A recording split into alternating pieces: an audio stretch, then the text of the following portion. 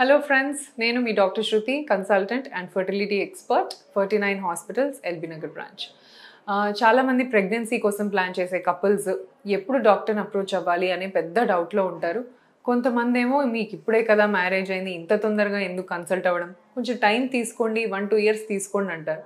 ఇంకొంతమంది already 2-3 months అయిపోయింది, మీరు ఇంకా కన్సీవ్ అవ్వట్లేదేంటి, వెంటనే డాక్టర్ దగ్గరికి వెళ్ళండి అంటారు. సో అసలు ఎప్పుడు ఏ కపుల్ ఏ టైంలో కన్సల్ట్ అవ్వాలి దాని గురించి చెప్తానండి.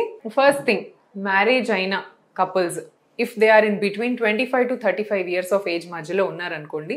సో 25 to 35 మధ్యలో ఉన్న వాళ్ళకి మంచి ఫర్టిలిటీ పొటెన్షియల్ ఉంటుంది అనమాట. సో వీళ్ళు ఏ హెల్ప్ లేకుండా న్యాచురల్గా 80% ఫస్ట్ ఇయర్ ఆఫ్ ద మ్యారేజ్లోనే కన్సీవ్ అయిపోతారు.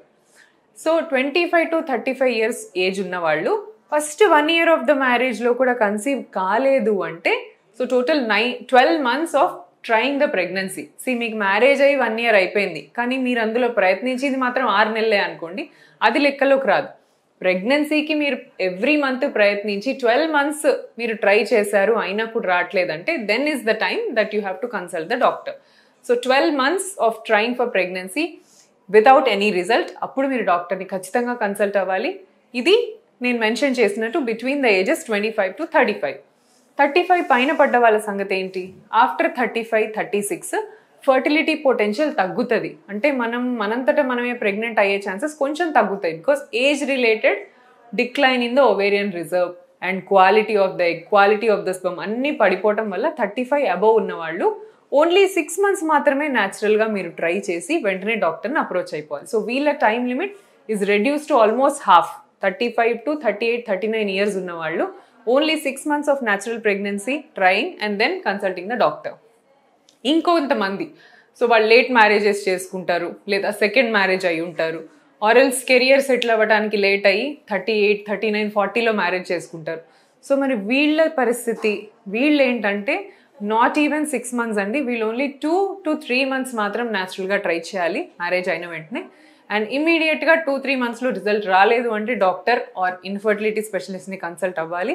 బికాస్ 40-35 పైన ఉన్న గ్రూప్లో ప్రెగ్నెన్సీ ప్లాన్ చేయడము లేదా ట్రీట్మెంట్స్ ఇవ్వటం అనేది చాలా డిఫికల్ట్ అనమాట.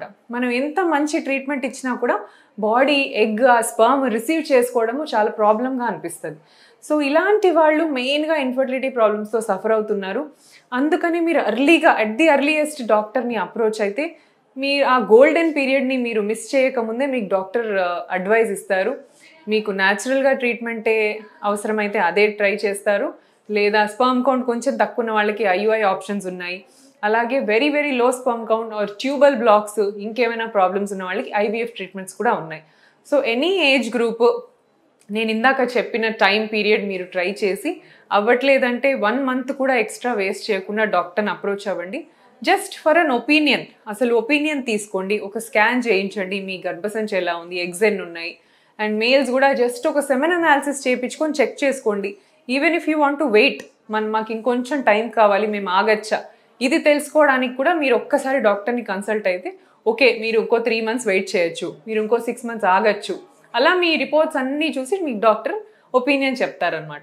సో జస్ట్ ఒక కన్సల్టేషన్ మీరు ఎనీ టైం అవ్వచ్చు, కానీ ప్రెగ్నెన్సీ ప్లానింగ్కి మీరు కన్సల్ట్ అవ్వాలంటే నేను 25 to 35లో ఉన్నవాళ్ళు 1 year తర్వాత, 35 పైన ఉన్నవాళ్ళు 6 months తర్వాత, అలాగే 39-40 దీనిపైన ఉన్నవాళ్ళు ఓన్లీ 2 months తర్వాత కన్సల్ట్ అయిపోవాలన్నమాట.